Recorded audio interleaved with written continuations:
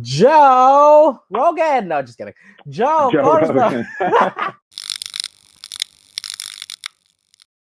Hey everyone, it's Adrian Pangilinan, and welcome back to Soul Supremacy, where we talk about all things unapologetic, all things passion, and in pursuit of. And for today, I'm super thankful to have another powerhouse guest, which is Joe Corzo. Not Hey. Rogan. Just kidding. So, according to his Instagram, he was born and raised in the Bay Area and is now transplanted and currently living in Los Angeles. So, we're only 2 hours away because I'm from San Diego. He All right. is Guatemalan and also Filipino. Yeah. So, he is also a SAG-AFTRA actor, comic, and is ultimately being represented by Midwest Talent and Aqua Talent. Wow. Yeah. Y'all check out his IMDb, okay? Because that's the link that goes after his Instagram bio, which is where I'm getting all of this from. So my All right. audience knows that I just read. I'm just gonna read off my phone. I'm gonna read off someone's Instagram bio. I'll read off Hey. someone's Instagram bio to read off that bio. So yes, how are you? Welcome to the show. How are I'm you doing doing? amazing. Thank you. I'm doing great. How you doing? I'm doing good, and I just wanted to say thank you again for being flexible because I asked him and he had scheduled, and then the day came, and I was like, oh, what's happening with my life? But here we are recording, and no, really, thank you for being accommodating. No, no, of course, of course. I'm always Yeah, available. I just try to be as accommodating as possible. And I understand things come up. So yeah. thank you. Okay, kapatid. So before we get started with the main interview, I have some icebreaker questions. So are you ready, Okay. or are you ready? I'm ready. I was you, not ready. Yo, you're wait, hold not on. ready. Y'all did it. Okay, let's just let's just pretend We that thing was cheers. open. We cheers. No, I I'll- did you see that? I went cheers. I like literally straight up like trying I to got the drink cap. with a cap. I was like, Yeah, yeah. All cap. No cap. all caps right there, all caps. Okay, Joe. So my first question for you is: what are three things about you that people wouldn't normally know when they meet you for the first time? Oh, I don't speak Spanish fluently. That's one for sure. Um, Okay. some people wouldn't know that I'm Filipino and Guatemalan if they first Mm, met me, and they wouldn't probably know that I did stand-up comedy for 10 years. wow. Yeah. Yeah.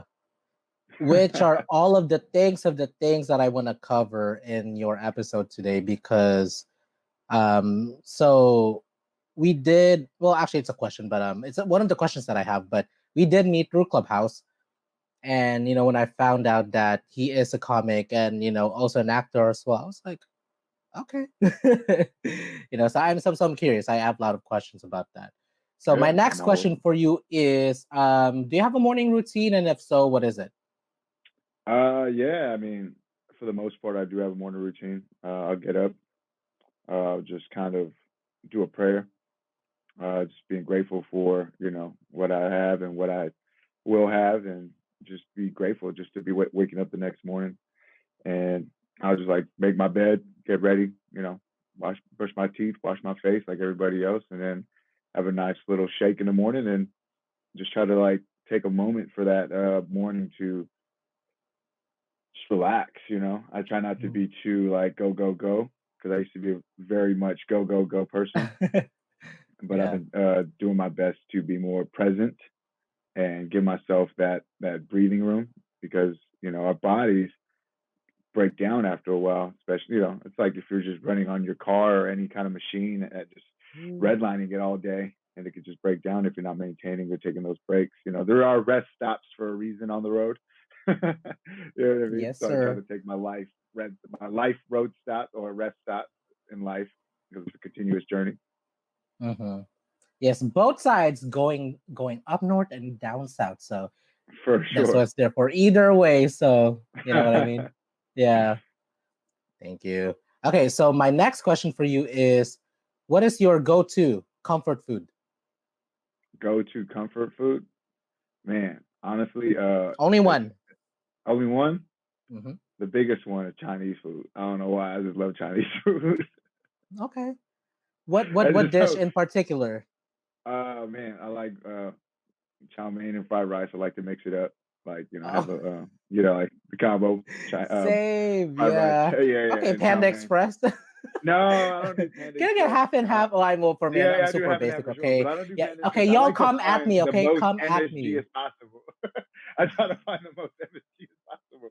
Like I like going to the authentic Chinese restaurant where you know what I'm saying. They got the big wok Yes. meals, and The real I one, the like the ones. authentic one. Yeah, and I Yeah. like the ones that are already ready to go. I don't have to wait for my food. It's just you just slapping it on there. Mm, You know what it is? I mm-hmm. think it's because when you go to Panda Express, they kind of like limit how much they give you. But the ones Oh I be going yes. to, they Oh like yes. Yeah. slap it on there. Where they could barely pack pack It's super. the Yeah. old box. It's super Americanized in a bad way because you would think, right? Like a lot of times when it comes to American food, it's like more, more, more, right? But in Yeah, that case, it's like super like limiting. yeah, You no, know. for sure. And I Yeah. like to overeat. I don't know Uh, yeah. why. But let's just be clear, Panda Express, we're not throwing shade. We are just No, clearly no, I like Panda Express, we but it's we are sharing our observations as definitely. customers. Okay. So my last question actually for you is okay. I don't know why I got like awkward asking that, but my last question for you is if Joe Corso were to have his own TikTok dance challenge, what would the first move look like? And you have to show us. Man, First move. first move, I don't even know, to be honest. Like I don't even do the TikTok challenges. Um, man, that's a good question. I don't even know. What would it be for you? Like, what do you think I should do? I would take Actually, suggestions. I actually want to ask you what was your first like when you heard the question, what was your first instinct to do? I think that usually helps. My Like, you know, like if soda bounce. okay, there you go. See, Soda bounce. Yeah. Oh, there you go. oh, That's what it is. That's what it is. Nice. That's what it is. That's Yeah, hilarious. because honestly, like some of you guys may know that I did like I went to college and studied dance, Okay. and a lot of times that's actually the best way to create movement is when you're in a state of flow and you're not overthinking, because when you're Yeah. overthinking in general, when you're overthinking, no matter what art you're creating, it doesn't have that same like juice that it juice it doesn't have the same kind of juice, that it Got you. normally has versus if you were just on the flow. Yeah, I was just Yeah. hey, Hey, That's it's hilarious. okay, it's really cool because I've like kind of consistently asked this question like last interview. I'm not sure if you've heard of Aina Dumlao. um Aina Dumlao Film actress. She actually was Okay. just on Grey's Anatomy as the Oh, nice. Filipino COVID patient.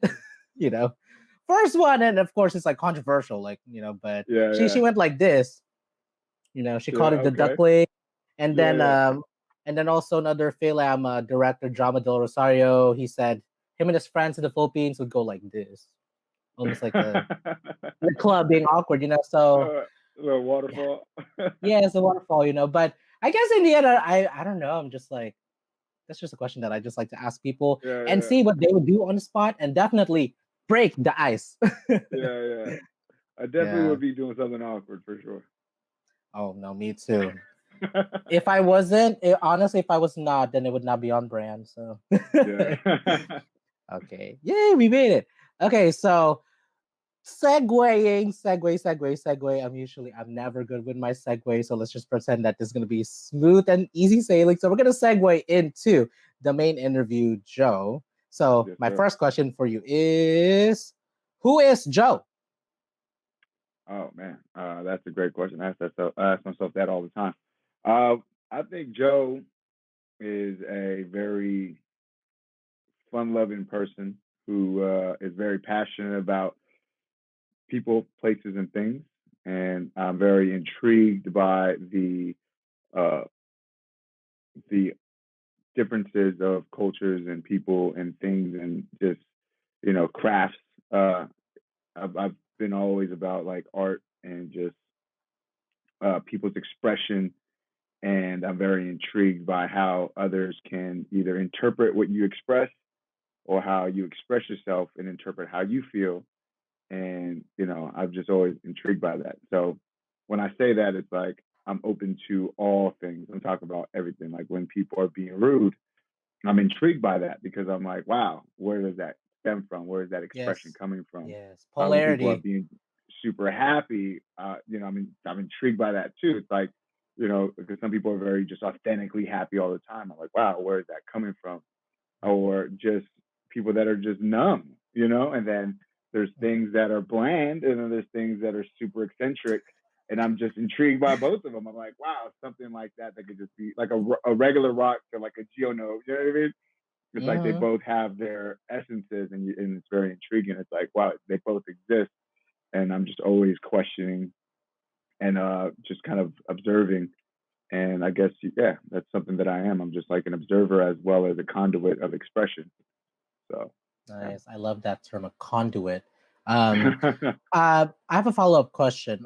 Would you say that you've always been this kind of person?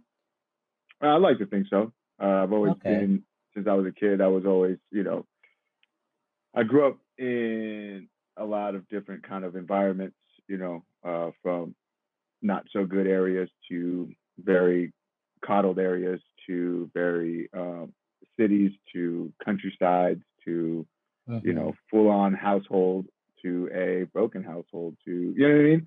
So I've Mm, experienced a lot of stuff, and then in doing so, I was always intrigued and kind of like, wow, this is happening, or wow, this is something. And then I would see how people would respond or react to certain situations as I go through different things, and I see their perspectives, and then obviously I'll see how I perceive things, and I think that kind of translated into my art and how I'm mm-hmm. able to observe, and especially being an actor or a comic or just a music writer, or just any of those things. You're taking in perspectives, and there's a lot of people that don't experience so much, and then they do watch movies or they do read books or they do listen to music to kind of get an understanding of those experiences. Yeah. So Yeah. it's in my DNA, I guess, to be just open to experiences and adapt and just learn from them. Mm-hmm. To be Yeah, an observer of yeah, life. for Yeah. sure. That I that makes a lot of sense because I feel like even though this is the next this is actually speaking of segues earlier, speaking of like how we met, in which I'm going to ask you from your perspective, was through Clubhouse, and like the way that app was built is it's almost just like profile photos, and then it's like a Yeah, walkie-talkie, right? You hear someone's yeah, yeah, voice, and I'm not sure if you'd agree, but like in hearing someone's voice, I feel like there's so much more. Like you're able to like get more of a grasp of who the person is and what kind of a person they are. And when I've heard you speak several times, like I did feel that like there was a certain level of openness in you that was like, okay, I could personally see myself like having a conversation with you and not feel like yeah. Here we are. and and not feel, yes, exactly, which is why I invited him to be on my show. So you know what I mean, and not feel like I have to like, or anyone really have to like put up a guard, just Yeah. because of different energies and Hmm. stuff. Yeah. Yeah, I Okay, appreciate so that. Likewise. yeah, I meant that. So the next question is clearly, how did, and from your perspective, because I've like mentioned it a few times, but from your perspective, like how did we cross paths? How do we cross that? Mm-hmm. From my perspective, Yes. I mean, obviously, Yes, it's sir. a similar situation. I was on Clubhouse, and I was just kind of scrolling through a lot of stuff, and there was a lot of rooms that were different rooms, and I was just kind of going through different rooms, and then the biggest one was Filipino American room, and it was a smaller room at the time, and then there was another room that I got invited from that room to like this big room, and they're like, yeah, they tell you like, oh, have you heard of this room or this room? And then Mm-hmm. I forget which one it was. It was one of the biggest Filipino rooms. I forget the Bahay name. Kubo, SoCal Yeah, Filipinos. yeah. The SoCal Filipinos is a big one too. Mm, And Shout but out yeah, Kuya Jason, who's the hey, owner of that. yeah. And the one I really liked was when we were all talking about Filipino Americans, and then we're talking about Filipino identity, and also, the upbringing that we had and how we were very suppressed as children not to over, express ourselves or be a show off or, to be humble. And, and I didn't realize a lot of us were going through that. And I was like, wow, Mhm. that makes a lot of sense. So it was kind of cool to hear first generation, second generation uh, Filipino Americans kind of coming together and like expressing their feelings about, being Filipino in America, and Yeah. how, a lot of us weren't speaking either fluent Tagalog or, but yet we still 100% loved our culture, and our Yeah. traditions. And but there was just something that obviously there was going to be a change because Mhm. we weren't in the Philippines, we weren't. We're Yeah. in America, living through our parents. different different generations, different like kind of, I guess not what's the word I'm looking for? I guess different kinds. I think that's a perfect way to describe it. Different kinds of like realities as Filipinos, whether you're like Yeah, born there, transplanted here, born here, like yeah. And then I actually wanted to ask you personally, like because I remember from one specific room that we were in. I forget what the room was, but I think you were kind of touching up on it, in which we were talking about our experiences being Filipinos, and what it meant, what it means to us. mm, And feel free to correct me if I'm wrong in any way, but I remember from what you had said that growing up, you didn't really feel like you were I guess able to identify as like you I guess you had a hard time really identifying with your Filipino side growing up. yeah. I mean, till this day, it's a challenge for both sides. Yes. Uh, you know, Mm. Why especially is that? now more than ever, because being an actor, a lot of these roles that come my way, it'll either be Mexican or be Pacific Islander or be Filipino. Like I had a role that I auditioned for, and it was a Filipino dad and first generation. So, but I'm Filipino, right? And or Yes, I'm Guatemalan Filipino, but I like to think I'm Filipino. I don't think I'm half Filipino. I don't think I'm half Guatemalan. You know what I mean? But that's what it you're just says. Filipino, just like I'm me. Filipino and a you know, Guatemalan. And yeah. it's hard to like explain that to people that are full Filipino or full Guatemalan or full. And Hmm. so I've always struggled with that because growing up, I had like my family, my immediate family, like my mom's side, and they were all full Filipino for the most part.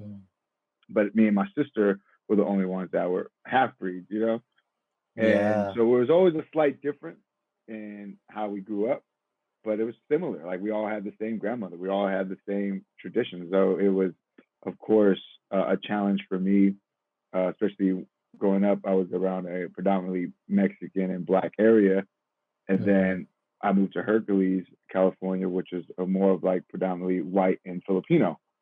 And then, so I went into that side. And then once I started like meeting my friends there, then I started seeing like a lot more similarities. But even still then, I wasn't as full Filipino because of just either how I looked or how I spoke Yeah. and or other things that I've had in my life previously. Yeah.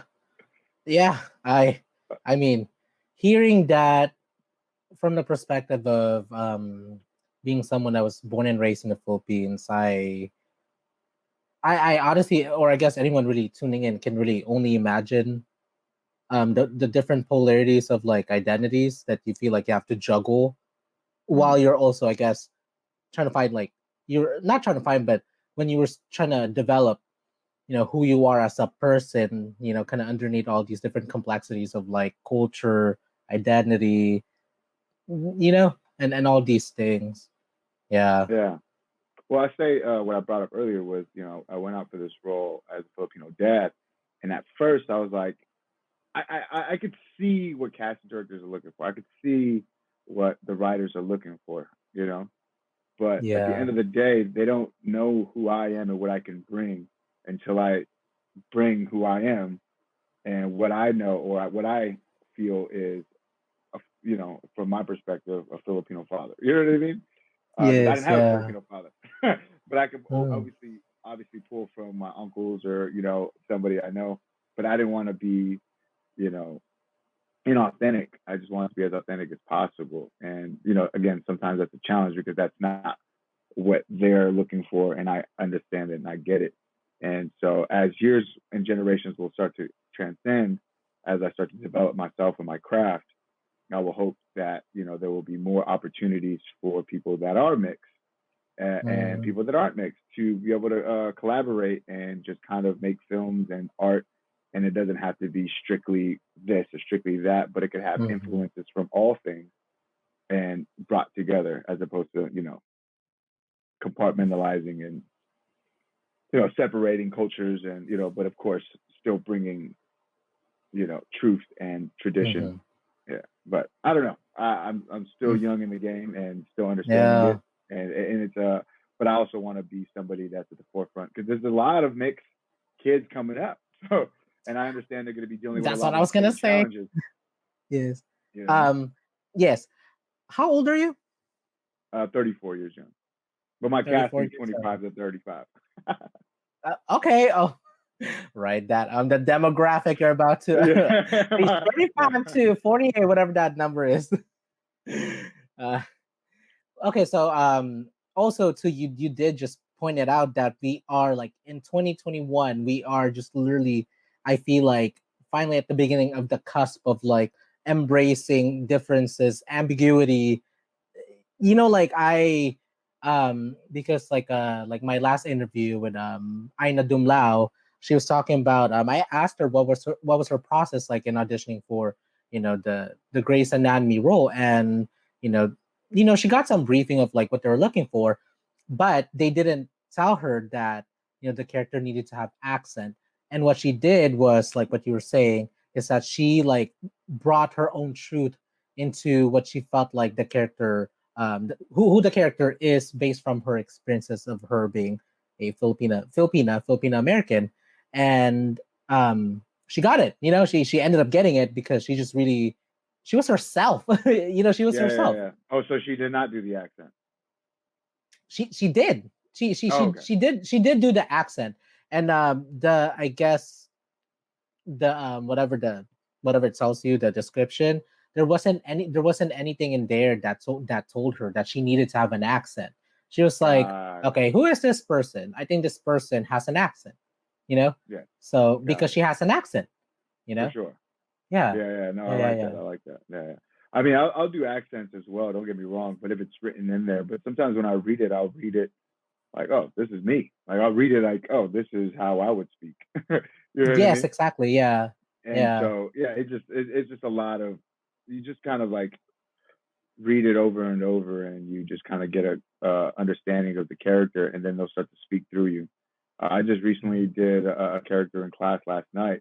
His name was John, and he was a military veteran from Iraq, and he was telling his Ooh. story.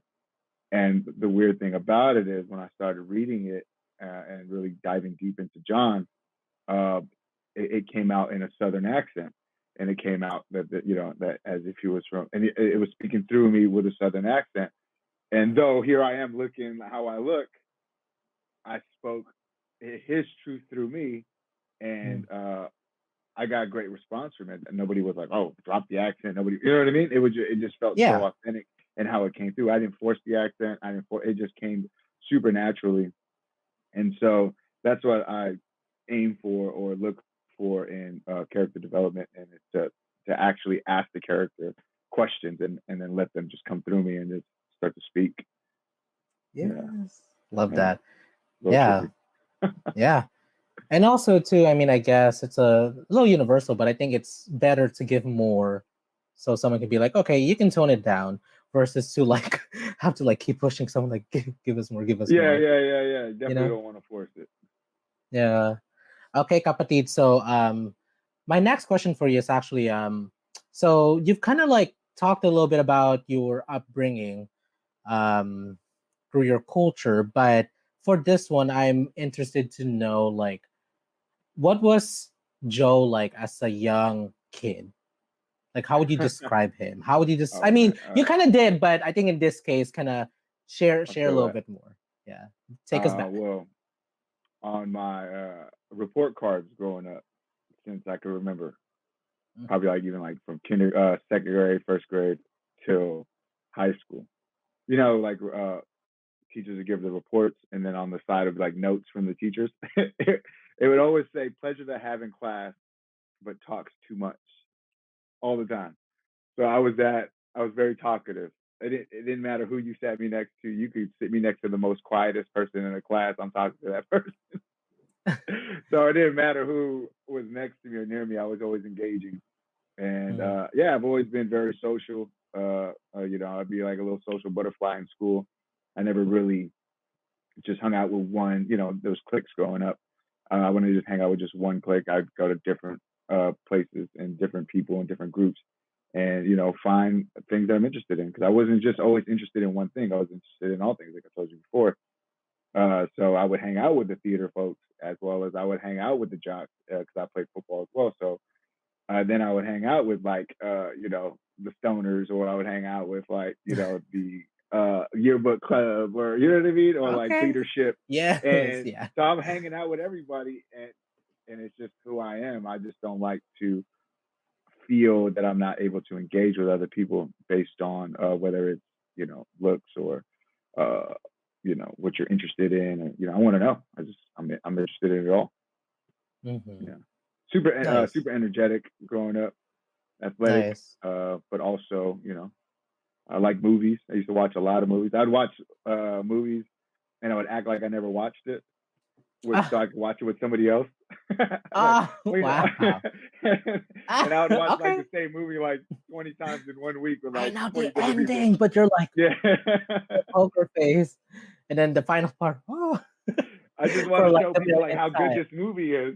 You know what I mean? Mm. It's a good movie without having them like, oh, you already saw it. Let's watch something else. I'm like, nah, come on. Yeah. Yeah. Nice.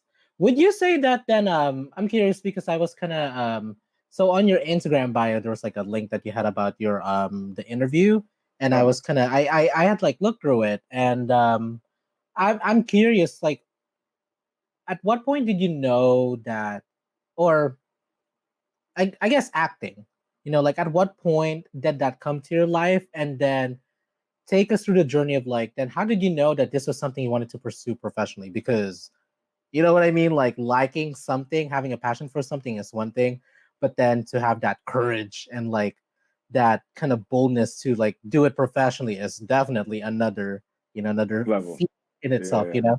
Yeah. Yeah.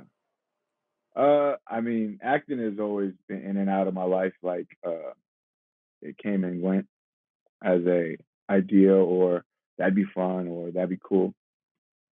When I was younger, I tell the story a lot.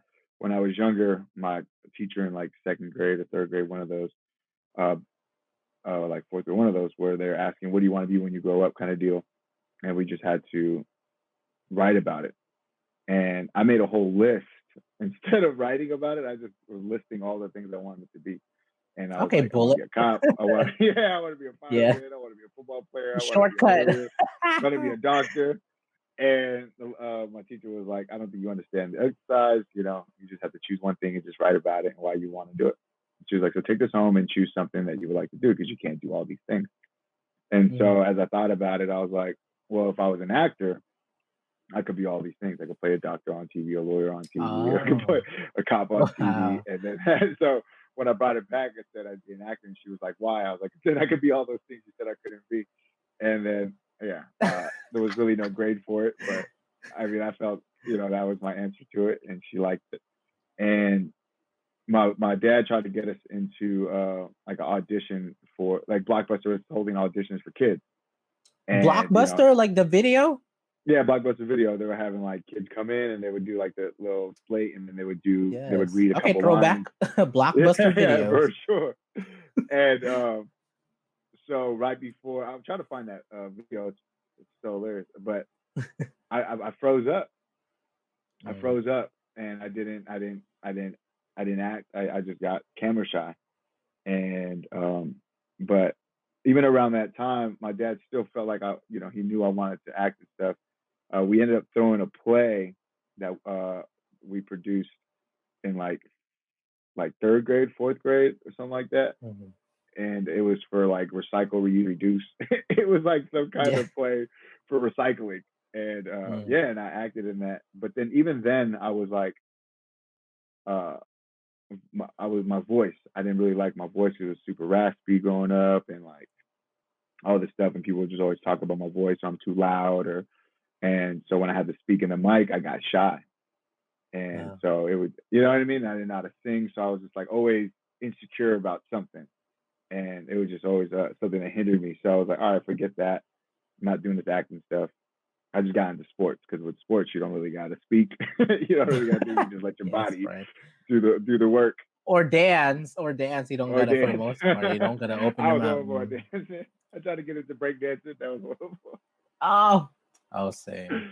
Yeah, but I always encourage people. I always was interested in the culture of b-boy culture, and like again, like I said, like I've always been drawn to a lot of stuff, especially artistically. But with acting, then high school came around, and I was playing football, and I was playing. And then we had to choose an elective between theater and acapella. Like I said, I didn't like my voice, so I didn't go to Mm. acapella. So a lot of my buddies did. They all went to acapella, and I was the only one out of my group of friends that didn't go to acapella, which was cool because I ended up meeting some new people in theater, and I got to meet some very interesting and awesome people that I probably Wow. wouldn't have got to know, or if it wasn't for Mm-hmm. theater, and I wouldn't have been introduced to like certain rock music or like certain movies or shows or Mm-hmm. books that I Yeah. would normally wouldn't be in the same group I was in. And then I was playing football at the time, but I found myself not liking conditioning. I didn't like to run. I was like, I just didn't like running. Like it was just horrible. And so I told my dad, I think, I had to choose between football and theater because for the plays Mhm. we'd have rehearsal at night or after school, but then I would have Yeah. practice. So like Practice. Yeah, there will it would overlap. conflict. Mhm. And so going into the following year, I was like, Dad, I don't think I'm gonna play football next year. I'm just gonna stick to theater. And then he was a little kind of upset because he wanted me to go to the NFL kind of deal. But in my head, I was like, I don't think I'm going to the NFL. Oh. And but don't get me wrong, I like love football, I love sports and stuff. But I never seen I was really small. I was 4'9" in freshman year. I was like a short kid up until like senior year. Yeah, Wow. so How tall? it Wait. was Okay. like So if that's the case, then what is your height? How tall are you right now now? I'm 5'10". 5'10". Oh, dang, you Yeah, grew. yeah, yeah. I've I grown like didn't definitely. grow that much after, so I'm still at 5'2". That was my biggest fear was like just not growing. So I didn't lift weights playing football either because of the stunt your growth. I didn't drink Yeah. coffee. I didn't drink soda. I just tried to drink milk, take naps, stretch, and it worked. I think. But Yeah. then with theater, it was cool because my teacher, Miss Thrift, she taught us like the fundamentals of theater, blocking, just the history Hmm. of it. And I was really intrigued by it. I never got any lead roles or anything. I got a lot of supporting roles or little roles here and there. But I thought like, yeah, I want to be an actor. When I turned 19, um, there was like this talent search thing or whatever, but it was a scam. I didn't know that. There was a lot of scams going Oh. on around that time. My Oh. grandmother believed in me. My mom, like, we flew out to LA for this thing. We spent like thousands of dollars, My and come to goodness. find out, it was a big scam.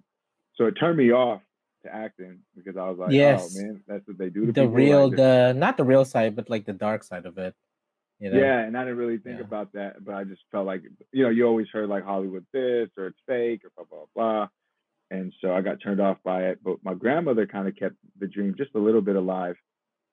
She was like, just because this was a bad experience doesn't mean they're all like this. So if you're really Hmm. passionate about this, I would keep going. And I was like, nah, I'm good. I was like, nah, I'm good. And around that time, I was like, kind of in my rebellious mode and like lost track of that dream. Right, it was such a pipe dream. And Yeah. then I got into a relationship and all this stuff, and I would talk about What did moving you to end up LA. doing? I'm curious. Uh, I ended up becoming a stand-up comic when I was like 2020. Yeah, about 20, 21. Yeah, it like saved my life. I like was lost. I was trying to go to college. Went to like 3 different colleges. Dropped out every first semester. I thought college was for me, but it wasn't.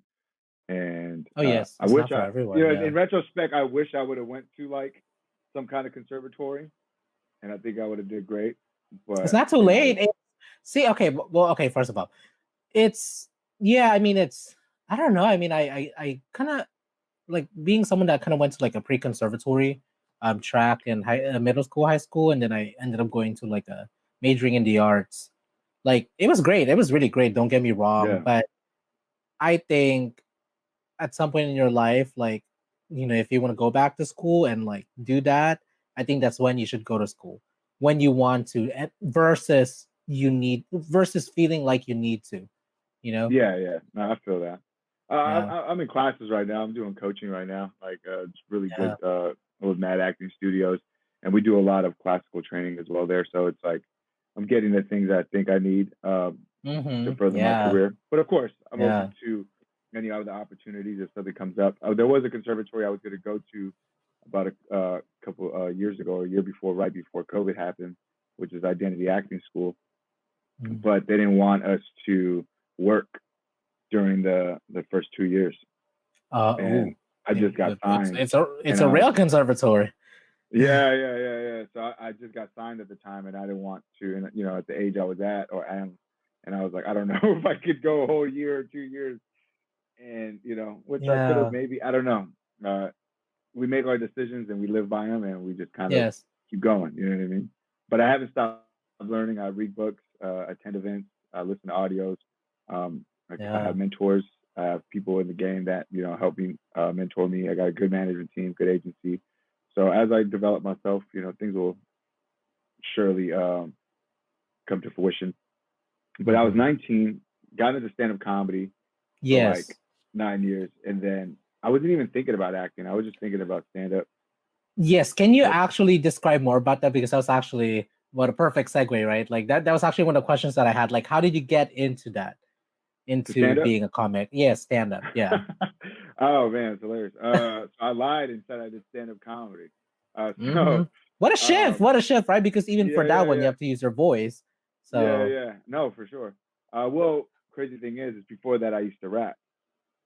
So when I oh, was in high school, I was rapping, and then going into between 1920, I was like trying to transition to the rap scene, but then it became a little weird because you had to have producers, you had to have managers, you had to. It was a shit show. It was crazy, and mm.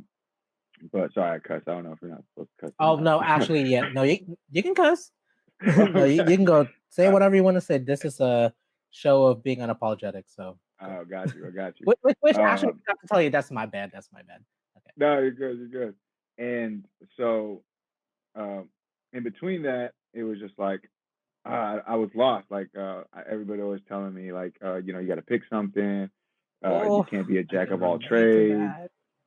that. Like where I was from is like if you're a rapper, you're a rapper. If you're a comic, you're a comic. If you're an actor, you're an actor. If you're this, you're that. You know Hmm. what I mean? Like they very much put you in a box. If you're one thing and you try to get into another thing, they're kind of like, ugh, But out here, you move to Hmm. LA, you got to be more than one thing. It's crazy Yes, how that you was a gotta culture be shock. a master of many, which is actually one of I'm quoting that directly from someone who I just had on the show too.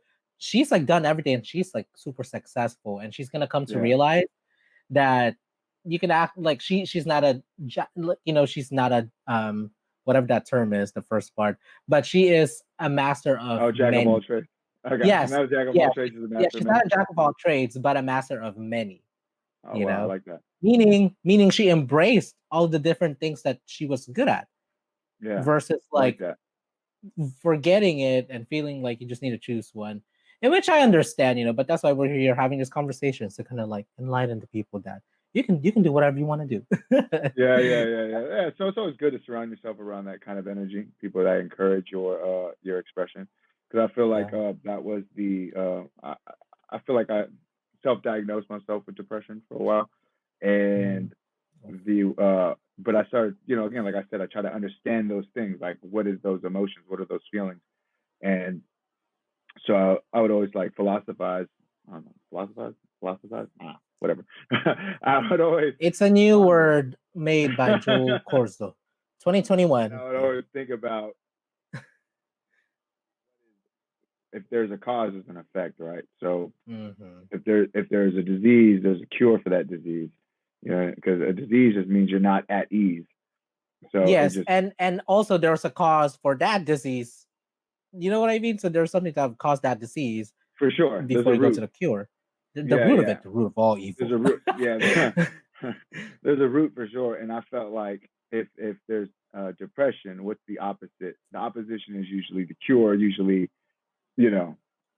So depression. Then I was like expression. So to Oh. cure my depression, I'd have to express. And so that's why I would use like writing, so poetry or rapping or music or martial arts or sports or whatever. That was my way of expressing myself.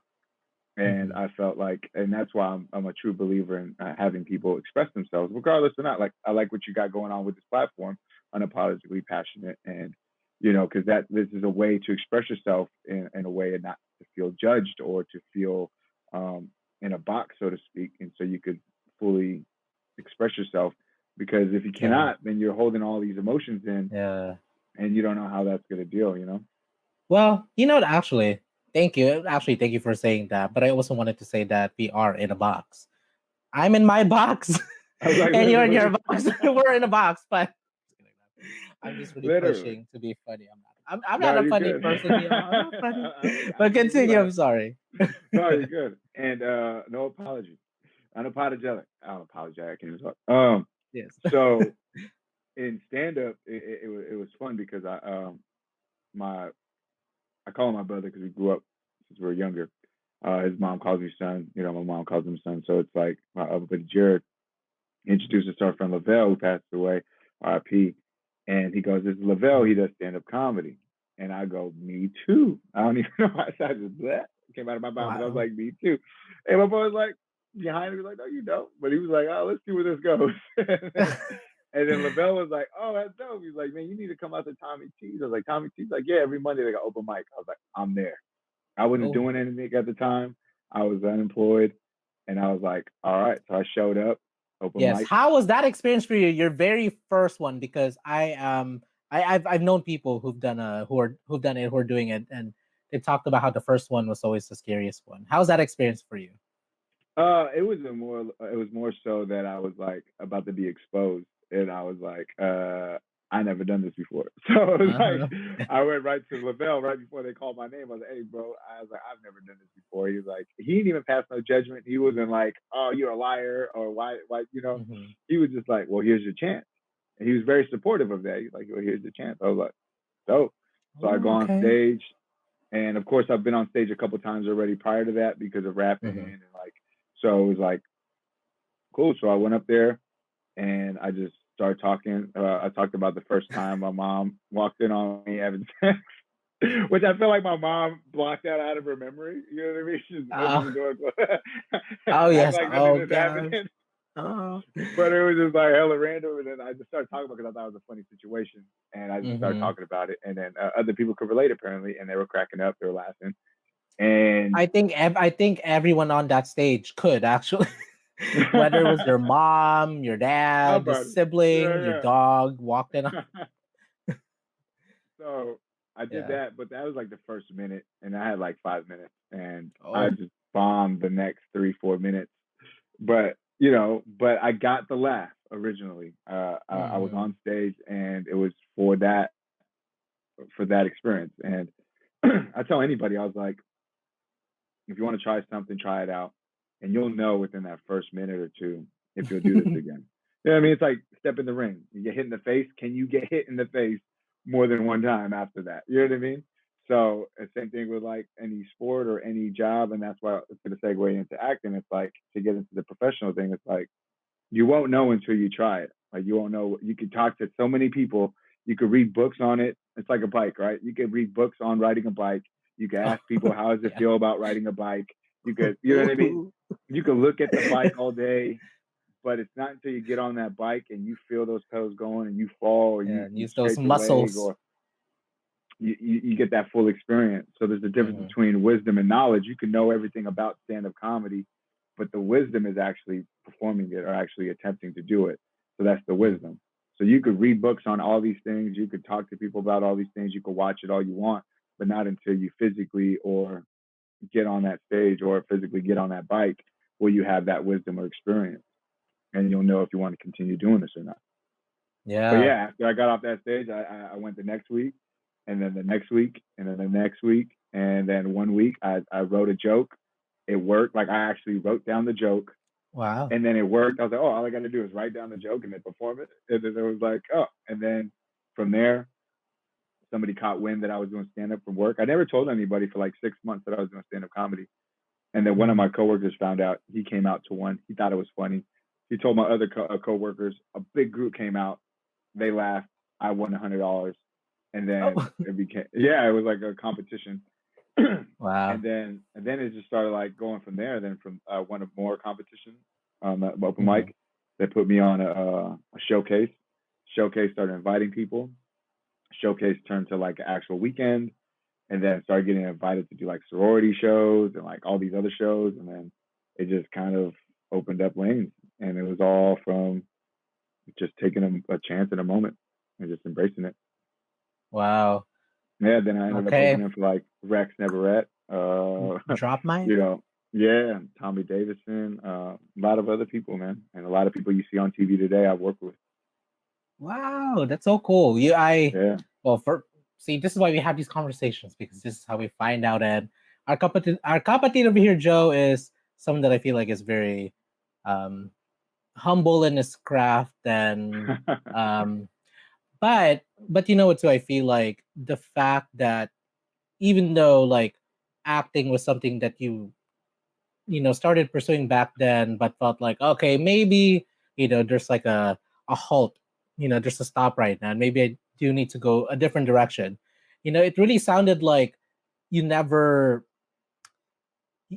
you never gave up. You never gave up in terms of finding yeah, different ways of expressing yourself, because in the end, it's not really about the identities that we like subscribe to in terms of like our careers, but it's more so like the person that we are. So it seems like all of this, being a football player, being an actor, being a being an wait, do you call yourself a comic, or like, what's the term comedian? What's the difference? Is there a difference? it's either or. I mean, Either uh, or. you know, What's your in preference? Let me be correct over here. I like comic comedian. It doesn't matter to me. I like comic. There's a difference between a comedian and a comic. This is one of my mentors in comedy told me. There's a difference between a comic Yes. and a comedian. A comedian Okay. could tell a joke. A comic is a joke. Is the joke. So a comedian. So I could give you a couple of jokes. I could write it and I could give it to you, and you could say it on stage, and you're a comedian.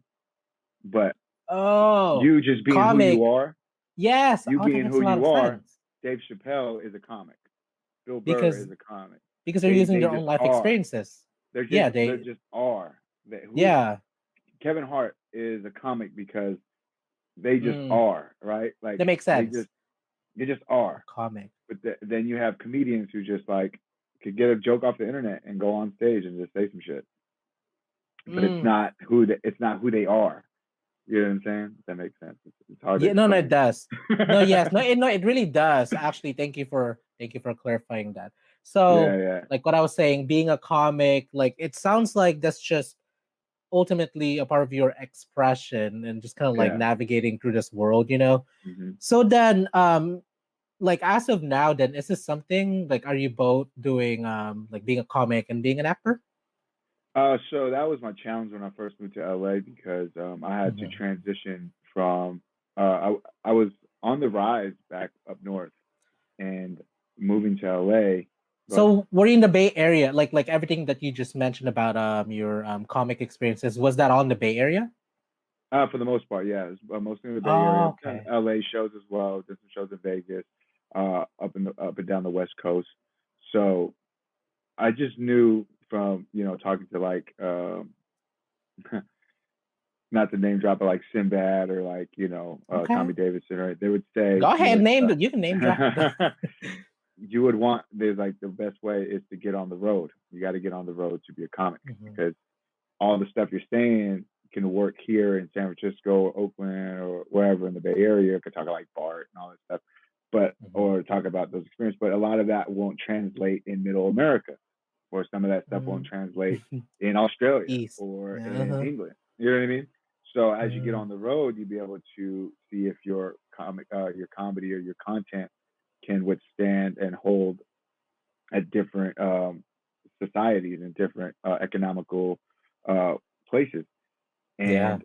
and that's a lot of work. And the road gets lonely as well. And I thought about it for a little bit, and I was like, do I want to go down that road? No pun intended. And as I moved to LA, I knew that was going to be the next case. It's like if I leave LA, am gonna be away from the action of acting, right?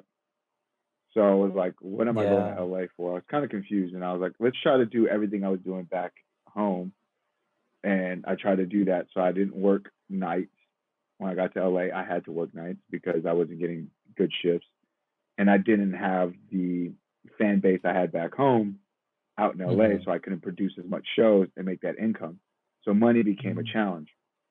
And then it Yeah. was like, okay, what can I do? And then I met a buddy of mine, Alan Squat, and we were talking about stand up, and he's an actor. And I was like, well, if you help me with acting, I can help you with stand up.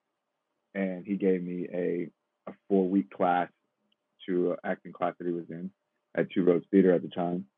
And we were just talking about comedy and stuff. And then all of a sudden, when I got into the acting class, I just fell in love with acting again.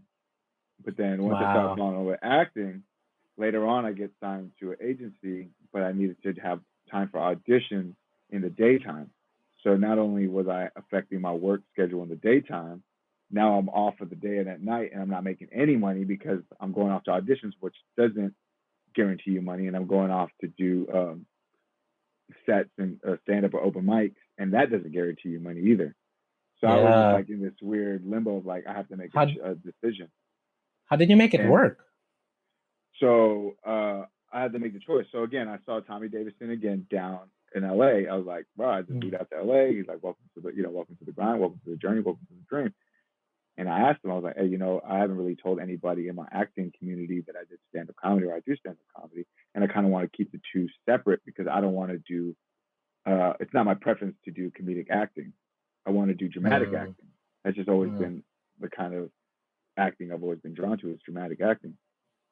And I didn't want to be typecast or put in a box again as a comic Yes. into Yeah. comedy movies or shows or not. I'm still Yeah. open to it. Don't get me wrong, but I just if I want to Yeah. do That was comedy, I want. actually that's actually very smart, I feel like. Like just knowing where to draw the line and being like, okay, if I go this direction, it can be like this. But maybe if I kind of like maybe keep them a little separate, then I can have that Yeah, freedom yeah, to exactly. like build something up until something sticks, you know? Yeah.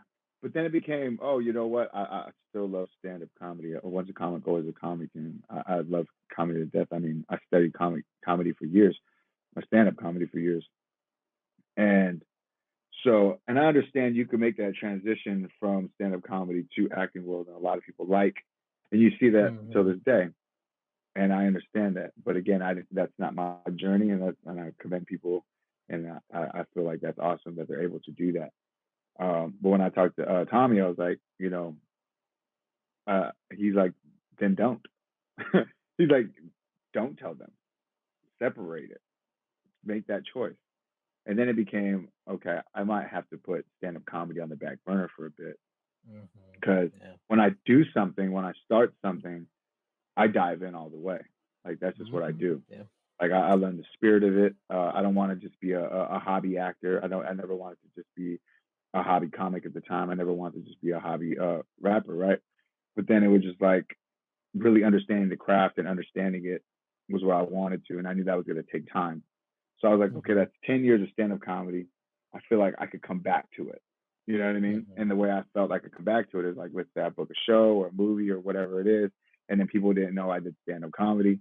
And then all of a sudden, here's Be this like, guy from hey, takes it off the bat. NCIS Los Angeles.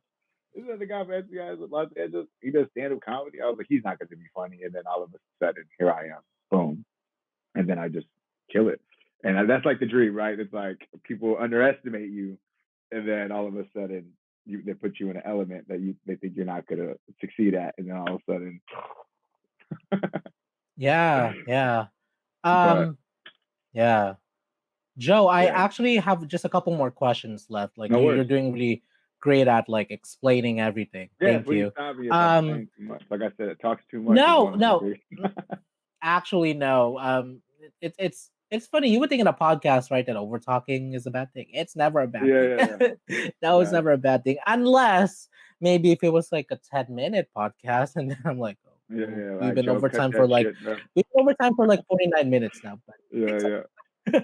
but I do have a follow up question. So you did just mention that when you decide to commit to something, wanting to differentiate yourself from being like a hobbyist. Can you talk about that process? Because actually, that was one of the notes that I had. Was I saw your Instagram post of like what your 2020 looked like, and I was like, oh, Mm. what is this graphic post over here? And I looked at it, and I was like, Which wow, one? you know, the like Oh, I know what you're talking about. My recap, the recap, right? your recap, yeah, your recap post in Yeah, 2020, how you did like a lot, and I was like, that really stood out to me because I feel like not a lot of people are open about their kind of behind the scenes of like, yeah. basically doing the not sexy work, because behind the scenes a lot of times is never sexy, right? But but if you can just share some of your experiences, and for those that are tuning in who like oh, excuse me, my voice cracked, Oh, you're who good. definitely want to take their passion to the next level. Because I feel like for me, when you said hobbyist, a part of me felt guilty, because it's like I know that I have what it takes, but I think maybe I choose, or people choose to stay where they're at because it's comfortable versus like Mhm. taking that next step. And it's like, so please share. Oh, yeah, yeah. I mean, again, there's nothing wrong with being a hobbyist at all. Not at all. And it's my preference. I like to, dive into it as far as I can. And then obviously you could always pivot. That's what I tell people. I was like, go as far as you Yeah. can. And when you get there, you'll Yes. see further. Because a lot of people are like, I don't know how far I'll go. I'm like, well, you don't know. Like we're so used to uh, uh, a navigation system, right, where it tells you how much miles you have till your destination, how much time you have to your destination. Oh, there's a roadblock ahead coming. All this stuff. But you got Yeah. to remember, before that, before navigation, there was the Oregon Trail, right? There's people that started off in the beginning of your journey, and then at the end of it, it's a completely different group, right? They you know, see that's the thing. They created it. They created it. yeah, They created the journey. exactly. So, and then they had maps, right? Then the maps, and then you have to like map it, and you got to figure it out. Like, okay, now you're looking for signs and all this stuff. So it's the same thing that I do in my life. Is like I look for signs, and it doesn't legit have to be like a stop sign or whatever, but like signs. And the signs that I identify with is like how I feel. Does it excite Mhm. me? If it excites me, I'm gonna follow that because that's your truth, is your excitement. What excites you, right? Yeah. Your passion. What are you passionate about? It's your gut, But this like partially your gut telling you, like, correct. oh, But there's yeah. also this other part that happens after that excitement ends because there's a part that happens like like Oh oh shit, yes, I'm in LA. honeymoon I'm on phase. honeymoon phase. So once you get to that point, and that excitement is almost gone, and the people that were rooting you on, they're like, yeah, go go go. Ooh, what's next? That goes away after a while because they're Hmm. waiting for that Yeah. next thing, right? Hmm. So when the excitement is gone, that's when character kicks in, and character is continuing on the mission when the excitement of the original idea is over. That's your character. That's who you are. So if you can continue on, and most people be like enthusiastically, right? And it doesn't even have to be enthusiastically. You would hope, that you could be Hmm. enthusiastic about the failures, but Oof. Oof. if you can, it's good because it's a lesson learned. Because for me, I get excited when shit hits the fan. I get excited when things aren't going right because that's just an Mm. indicator that something's not working. What can I do to Yes. continue on? It's just like if you're playing sports, when you're on your way towards your goal, the closer you get to the goal, the more the pressure of defense comes in, the more the opposition closes in on you. So I use that pressure as like you know what I mean? You got to keep going It's more from and it's have that it's definitely resiliency. it's more clear information. Yeah, and and it's time. So my mentor recently told me, he said a casting director told him within the first 2 years, 90% of actors quit. So he thought if I just stuck it out, I'd only have to be in competition with 10% of my category. 10% of your category, not 10% of actors, which is like millions, only 10% of your category, which is only in the hundreds or thousands, depending on how old you are in your category. So it's like, wow, that becomes even smaller, and it's good. So it's all about time, right? Just putting in that repetition throughout time and making sure that you're growing, and you're not mistaking activity with accomplishment. And that's the biggest thing, is just really understanding the score, knowing the score. And that's why I had that little recap.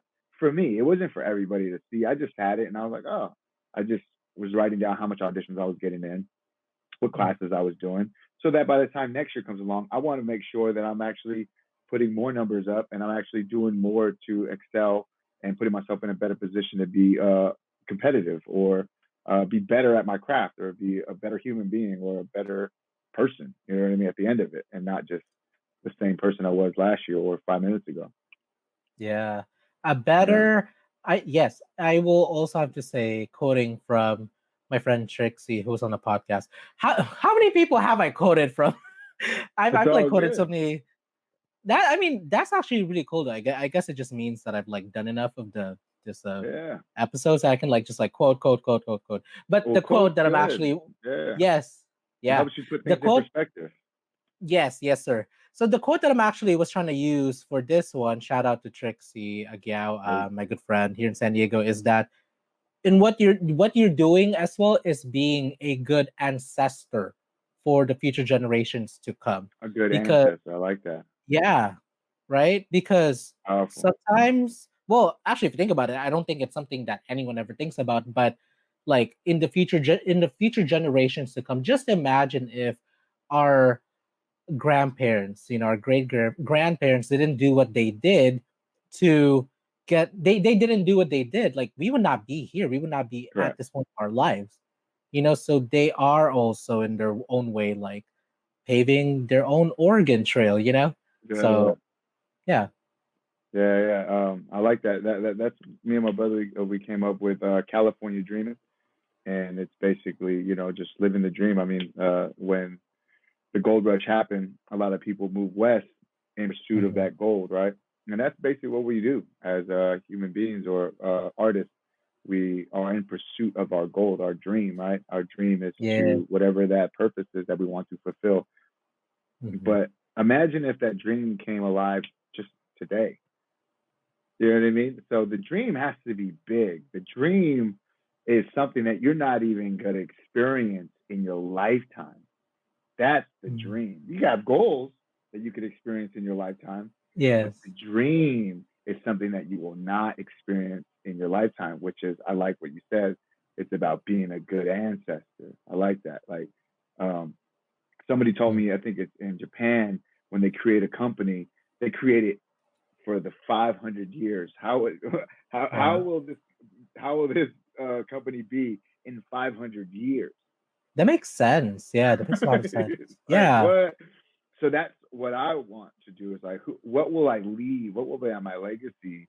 What will be the dream that I'm able to do? And like I said, one of my biggest dreams is to have, the future generations of mixed people, or Mhm. whoever, others, just people in general. And I don't mean mixed people in the sense where like just racially, but mixed as in uh, you're a Australian person, and then that wanted to move to Japan and become the best sushi chef or something. I don't know.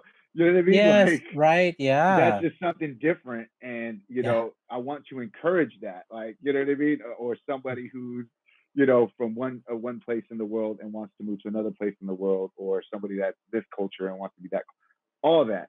And as long as they're passionate about it, and they want to live that, I want to encourage that, regardless of what it is. As long as you don't do harm to yourself or others, I encourage it. Mm, You know what I'm saying? yes, Yeah. sir. Yes.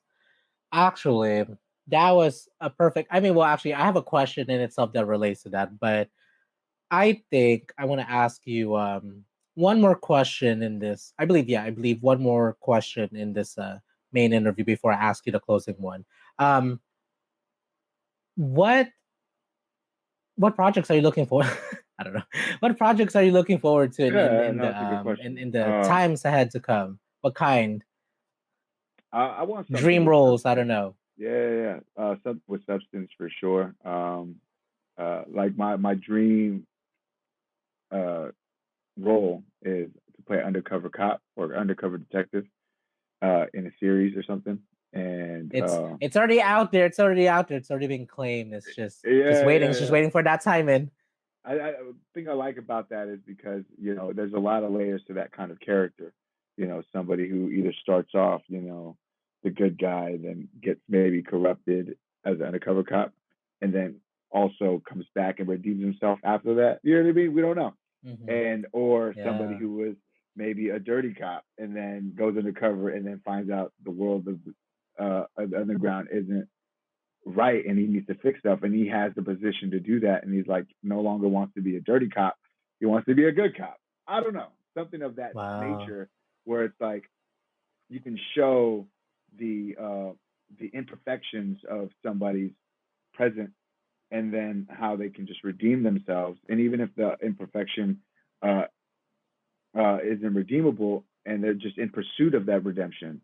And because Yeah. I feel like a lot of people are flawed and a lot of people do have these redeeming qualities or unredeeming qualities, and I want to be able to express that. And also like other roles, like somebody like I don't want to just play cop or just a thug or whatever. I would like to play like something like a good father or something like that, or I know. I you see know, that. Yeah. yeah, Yeah. or like a action hero or like a James Bond type. You know what I mean? Like those kind of roles. I like that kind of stuff too. But for right now, my present goal I'm focused on is Mhm. undercover cop ish, and I just think that's in my wheelhouse right now. And then later on, I want to play, whatever I like comes to mind. And yeah, I'm excited to see what happens, and I hope that role that can just. And I like sci-fi too. I like psychological thrillers. That's kind of fun. So any kind Mm. of like psychological thriller kind of deal where I could play a character that's just like completely out of my casting and just like really do well with it. You know, actually, everything that you've mentioned, even though sometimes you think that it may not like it's outside of you, I feel like maybe because I'm not sure what it is, but maybe it's the fact that you were like you're a comic yourself. I think in many ways that's how you're actually able to differentiate yourself because of kind of being like having that ability to like poke at yourself and Mm, not take things too seriously. And I think in that way you're actually able to tap into other roles in a heartful way, like mm, whether you were being a cop or actually like playing like a father figure that's very very noble, like being able to put these different hats. I think because of the way that they show up in your life, mm. I think that's something that's actually clearly I feel like in your favor. It feels like, and I don't know. Excuse me, hold on, I'm gonna cut this. Very good.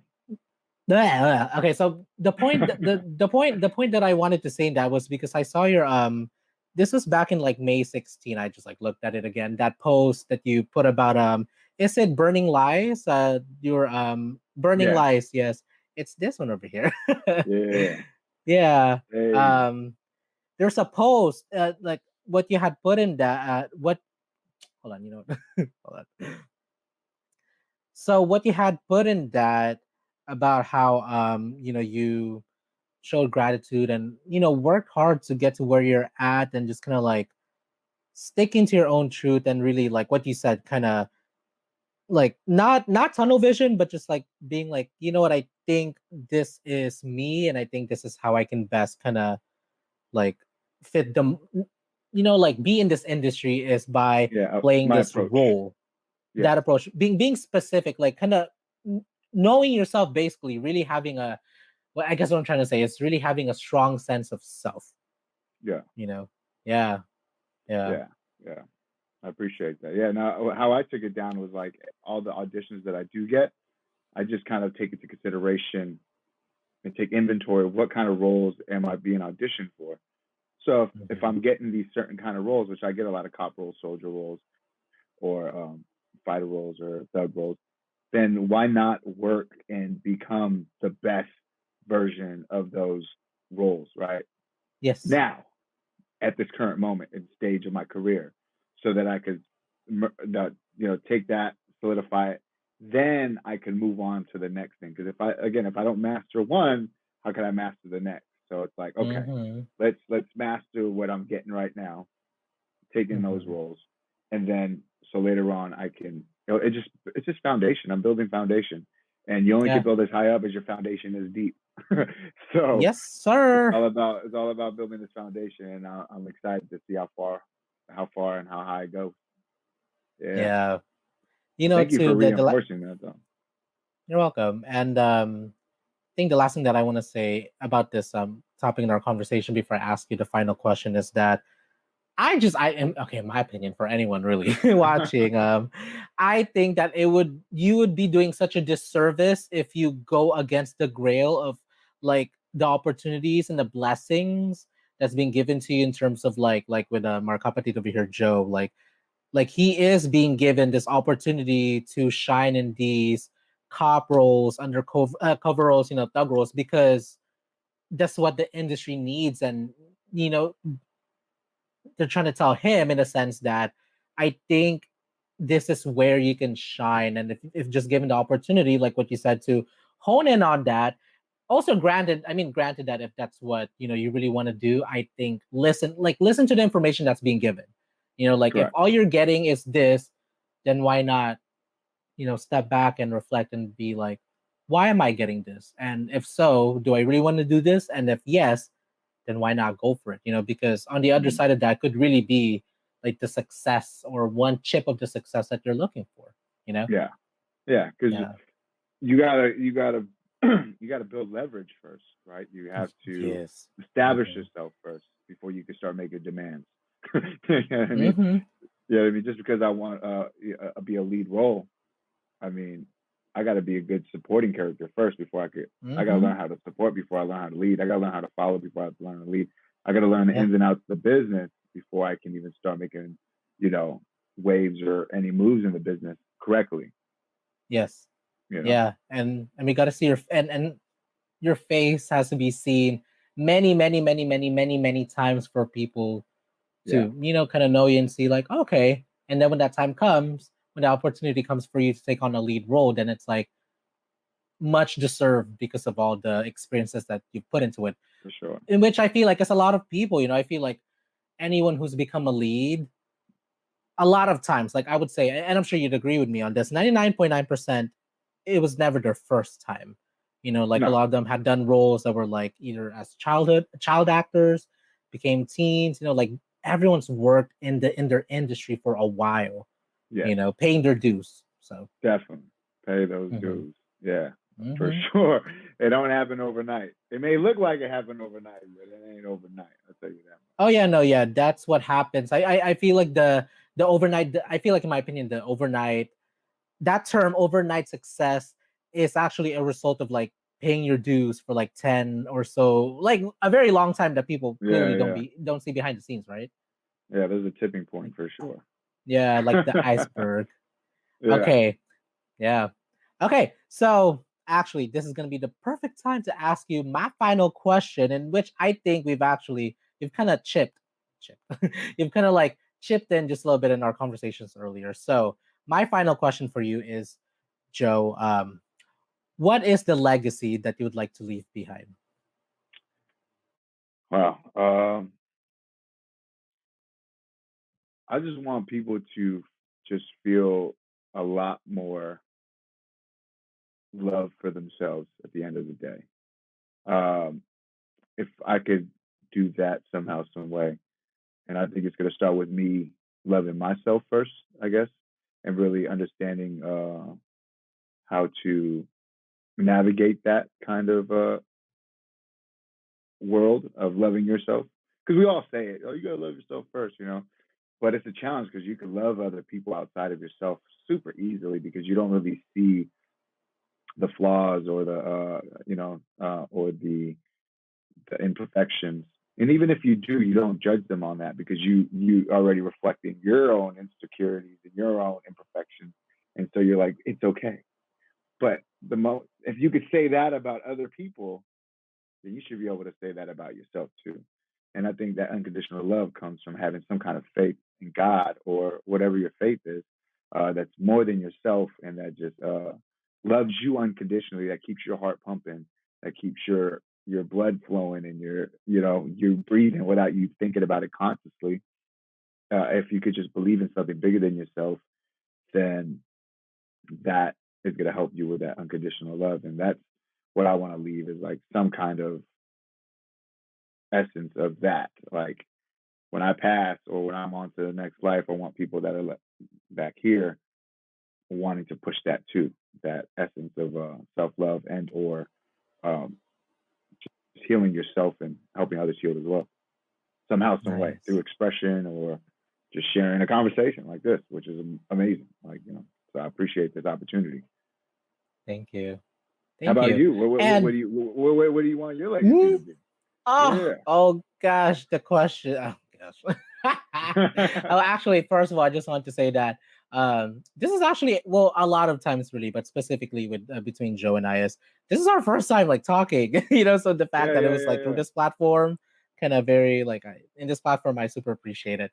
And to answer your question, ooh, I feel to my core that in in the legacy that I want to leave behind is that um I want people, or I would hope for people to feel like they can really be themselves in whatever way that Mm, is, to feel that comfortability and being who they are, because for me that's kind of how I've just always known to be, being a black sheep, being just being myself, being someone that's very expressive, someone who's very loving and kind of sometimes too loving, in my opinion. But you know what I mean? Just like being yourself, unapologetic. And I guess in many ways, I've always known that by being myself and being a vessel in that way, I know I do hope that I can at least, encourage the person next to me to feel like they can be themselves too. So I guess that yeah. would be the legacy I'd like to leave behind.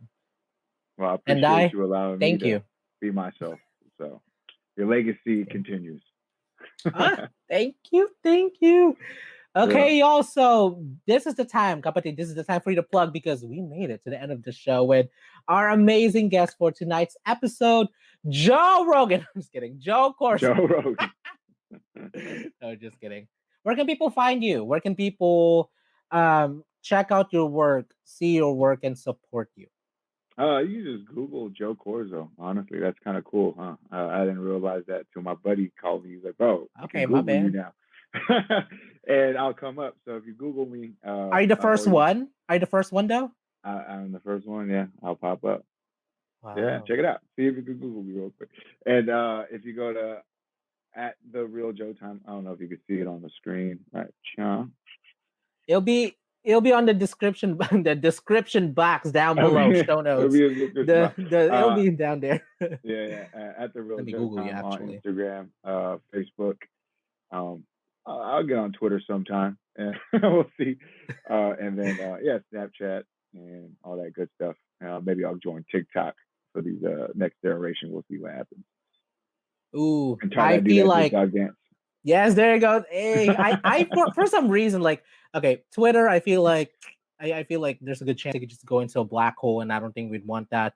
But TikTok, because with the work that you do, I feel like that is such a good platform for you to just kind of showcase yourself with like Yeah, low risk, little to no risk, So yeah. yeah, I have some ideas that I've been pondering. It popped up, but y'all look. there I am. I Hey, googled Joe Corzo, and he's the first one that popped up. that's tight. Nice. Uh, right on. Hey. I appreciate you. Thank you so much. Well, I thank you guys for tuning in. Continue to support this podcast because without you guys, we wouldn't have anything. But if anything, I'm glad that I was able to share my experience. Hopefully, you guys are able to sit through it and hear me talk and blab about stuff. and if you took any kind of value in what I said, continue to follow me. I like to share nuggets on my Instagram or just in general. If you ever want to just reach out to me if you have questions about whether it's industry or comedy or just anything in general, yeah, always reach out to me. I reply back. I'm not Yes. right now because once it becomes like Slide. millions, Slide into his slide slide into his DMs, yo, like how I slid into his DMs. I was like, would you like to be a part of my show? Yeah, I try to reply as much as possible because without you guys, I would not have anything. So thank you guys for the opportunity to allow me to express myself. I want you to express yourself. Keep California dreaming. Keep going. Keep growing. It's all love. Thank you. Wow, thank you. And on that note, y'all, my co-host over here, clearly, this is High Soul five. Oh, this Supremacy. way. This side, there you go. Yeah, it's the opposite. Yeah. So on behalf of me and my co-host for today, who is actually our very awesome guest for tonight's episode of Soul Supremacy, in which we talked about all things unapologetic, all things passionate in pursuit of, and we will see you next Friday at 7 p.m. Pacific time for the next guest, in which you will find out next week. Thank you. This podcast show is a product of Studio Penguino. For more information about advertising, please visit www.adrianpenguino.com.